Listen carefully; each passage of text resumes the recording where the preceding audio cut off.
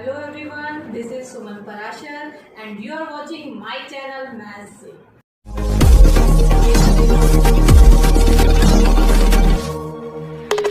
Hello students, आज के इस वीडियो में मैं आपके साथ डिस्कस करूंगी आपका न्यू एग्जामिनेशन पैटर्न, गुड और बैड। ये हम डिसाइड करेंगे at the end of our discussion. So let's start. CBSE के न्यू पैटर्न के अकॉर्डिंग आपके सिलेबस को 2 पार्ट्स में डिवाइड कर दिया गया है। 2 parts means term 1 and term 2। आपको 2 टर्म देने होंगे, टर्म 1 एंड टर्म 2। 50% सिलेबस आपको टर्म 1 में दिया जाएगा और 50% सिलेबस आपको टर्म 2 में दिया जाएगा। आपका फ्लेक्सिबल शेड्यूल रहेगा। फ्लेक्सिबल शेड्यूल का क्या मतलब है? फ्लेक्सिबल शेड्यूल का ये मतलब है कि अगर सिचुएशन कंडक्टिव है, आप अपने स्कूल में जाके एग्जाम दे सकते हैं, तो आपको एग्जाम ऑफलाइन मोड में देना होगा। बट अगर सिचुएशन एग्जाम के लिए कंडक्टिव नहीं है, आप स्कूल नहीं जा सकते हैं ड्यू टू पैंडेमिक, तो आप अपने घर से भी एग्जाम दे सकते हैं, तब आपका एग्जाम ऑनलाइन मोड में रहेगा। तो ये है फ्लेक्सिबल शेड्यूल। उसके बाद है सिलेबस, आपको रैशनलाइज सिलेबस ही करना है। रैशनलाइज सिलेबस का क्या मतलब है कि कुछ पोर्शन डिलीट कर दिया गया है, तो वो डिलीटेड पोर्शन आपको नहीं करना। जैसे लास्ट ईयर आपको जो रैशनलाइज सिलेबस दिया गया था, वही सिलेबस आपको इस साल भी फॉलो करना है। तो यहाँ आपका कुछ सिलेबस कम हो गया। आपके फाइनल एग्जाम का जो स्कोर होगा, उसमें आपके थ्योरी एग्जाम के अलावा आपके प्रैक्टिकल एग्जाम होते हैं, वो मार्क्स इंक्लूड होते हैं। कुछ इंटरनल असेसमेंट होते हैं, कुछ प्रोजेक्ट होते हैं, तो वो सब मार्क्स भी आपके फाइनल मार्क्स में कंट्रीब्यूट होंगे। जैसे portfolio, student portfolio. Student portfolio हर स्कूल को बनाना है, हर स्टूडेंट के लिए बनाना है। ये हर स्टूडेंट का एक इंडिविजुअल डिटेल होता है कि पूरे साल उसका असेसमेंट कैसा रहा, प्रोजेक्ट वर्क कैसा रहा। मीन्स कि हर स्टूडेंट का एक पर्सनल रिकॉर्ड होता है, इंडिविजुअल रिकॉर्ड होता है, वो उसका पोर्टफोलियो होता है। स्टूडेंट एनरिचमेंट, ये भी स्कूल ही ऑर्गेनाइज करता है। तो ये सब एक्टिविटी आपकी जो स्कूल में पूरे साल होंगी, वो भी आपके फाइनल एग्जाम में इंक्लूड की जाएंगी। अब आ जाते हैं अपने उस सिचुएशन पे जब आपका एग्जाम ऑफलाइन मोड में होने वाला है। टर्म 1, अगर आप टर्म 1 दे रहे हैं तो वो होगा नवंबर या दिसंबर में। टर्म 2 आपका होगा आइदर मार्च और अप्रैल में। आपका टर्म 1 का पेपर होगा एमसीक्यू टाइप का। MCQ means multiple choice question आपको मिलेंगे। मल्टीपल चॉइस क्वेश्चन में आपके केस स्टडी बेस्ड क्वेश्चन भी हो सकते हैं, आपके एजर्शन रीजनिंग बेस्ड क्वेश्चन भी हो सकते हैं। ये एजर्शन रीजनिंग बेस्ड क्वेश्चन कौन से होते हैं? उसमें आपको 2 स्टेटमेंट दी होती हैं, स्टेटमेंट 1, स्टेटमेंट 2, और उसके बाद आपको ऑप्शंस दिए गए होते हैं कि क्या स्टेटमेंट 1 ट्रू है, स्टेटमेंट 2 भी ट्रू है, क्या दोनों ही फॉल्स हैं, क्या एक ट्रू है एक फॉल्स है, या फर्स्ट फॉल्स है या सेकंड ट्रू है, या और भी कोई रीजनिंग हो सकती है कि first statement implies the second statement और first statement has no relation with the second statement. इस टाइप से आपको ऑप्शन दिए होते हैं और आपको राइट ऑप्शन सिलेक्ट करना होता है। तो ये हुए एजर्शन रीजनिंग बेस्ड क्वेश्चन। और आपका टाइम ड्यूरेशन जो रहेगा वो है 90 मिनट्स। 90 मिनट्स में आपको ये MCQ based question paper complete करना है, और ये पेपर आप करेंगे OMR आंसर शीट पे। OMR आंसर शीट ऐसी होती है जिसमें आपको आंसर को सर्कल्स करने होते हैं। राइट ऑप्शन जो भी है ABCD, जो आपको राइट लगता है उसको आपको सर्कल करना होता है, और ये कंप्यूटराइज चेकिंग होती है जो सीबीएसई बोर्ड में आपके आंसर शीट भेजी जाएंगी और वहां से ये चेक होगी। तो ये हुआ आपका वो सिचुएशन जब आपका ऑफलाइन मोड में टर्म 1 हो गया। अब आ जाइए टर्म 2 पे।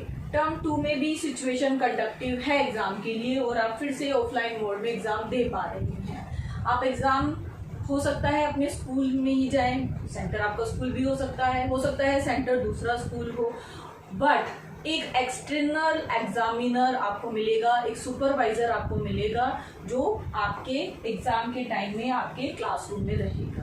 तो वहाँ आपको एक सब्जेक्टिव पेपर देना है जो 2 आवर्स का होगा। उसमें केस स्टडी बेस्ड क्वेश्चन होंगे, सिचुएशन बेस्ड होंगे। जैसे सिचुएशन बेस्ड आपके वर्ड प्रॉब्लम्स होती हैं मैथमेटिक्स में, ओपन एंडेड ओपन एंडेड में आपसे कुछ फाइंड आउट करने के लिए बोला गया है तो आपको डिटेल में उसको आंसर लिखना है। यस और नो में आंसर नहीं देना, इट मीन्स वो ओपन एंडेड क्वेश्चन होंगे। उसके अलावा शॉर्ट आंसर टाइप क्वेश्चन और लॉन्ग आंसर टाइप क्वेश्चन उसमें इंक्लूड होंगे। तो ये हुआ आपका सब्जेक्टिव पेपर टर्म 2 का।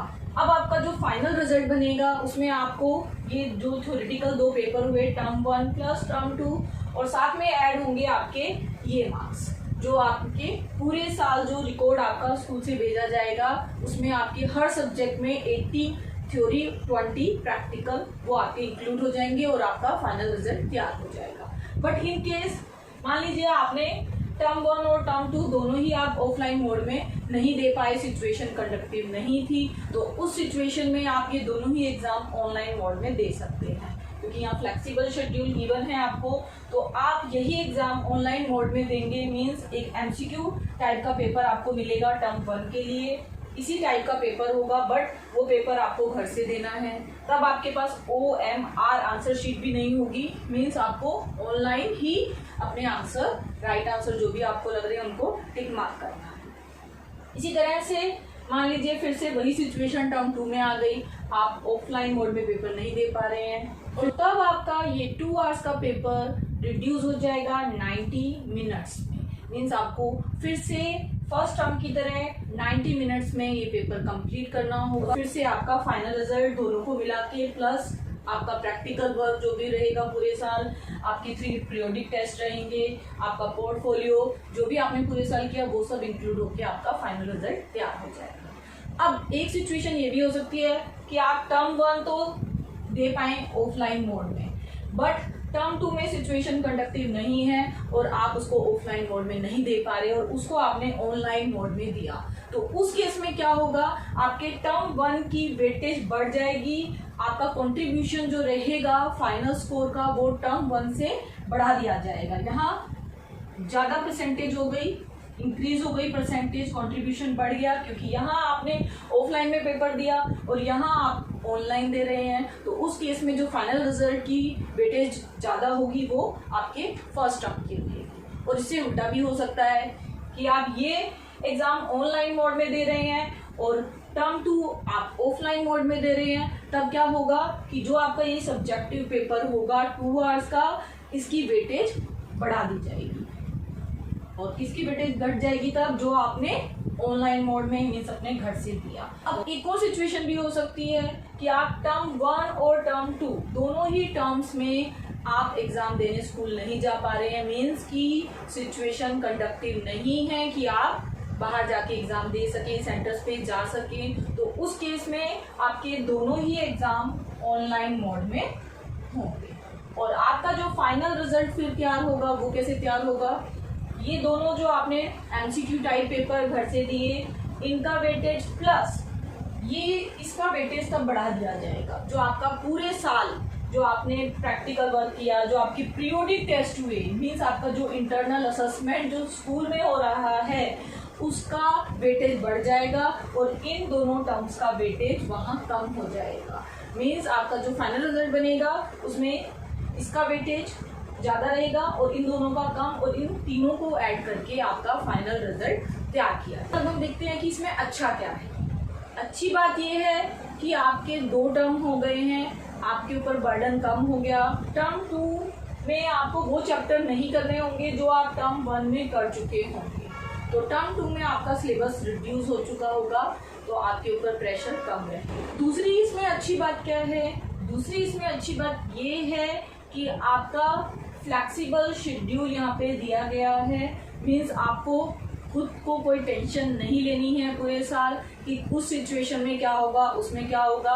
पहले से ही सब कुछ डिसाइडेड है कि अगर सिचुएशन कंडक्टिव है एग्जाम के लिए तो आपको एग्जामिनेशन सेंटर में जाके एग्जाम देना है, अदरवाइज नहीं। एक इसमें और अच्छी बात क्या है कि आपका जो फर्स्ट टर्म होने वाला है वो नवंबर दिसंबर में होने वाला है और तब तक आप अपना फुल सिलेबस कर चुके होते हैं, तो जब तक आप टर्म 1 के लिए प्रिपेयर होंगे साथ में ही आपका टर्म 2 भी प्रिपेयर हो चुका होगा और टर्म 2 के लिए आपको रिवीजन के लिए 2-3 महीने मिलेंगे, आपका पोर्शन रिड्यूस हो चुका होगा तो आपका बर्डन भी कम हो जाएगा।